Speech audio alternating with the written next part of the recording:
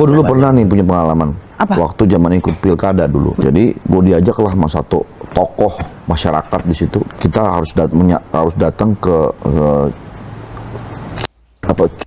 apa lagi, bukan apa gitu loh. Dia yang dianggap bahwa dia punya Kihan. mungkin sud atau apa kita lupa ya. Pokoknya datang situ, terus abis itu nanti didoain supaya menang di pilkada. Gua datang lah tuh sama pasangan gua, kasih tiker, duduklah gua. Sama-sama kita merem matanya, diarahin sama dia. Terus ada baca-bacaannya, gue ikutin lah. Terus selesai, beres, nanti dikasih kertas. Kertas itu bawa pulang ke rumah, jangan pernah dibuka, taruh aja di saku. Kemana-mana pas lagi kampanye bawa. Gitu. Udah. Lu bawa tuh? Kasih duit seikhlasnya lah. Ya, Tuh. Gue bawa tuh. Gue bawa pas kampanye kemana-mana. Kalah lah tetep.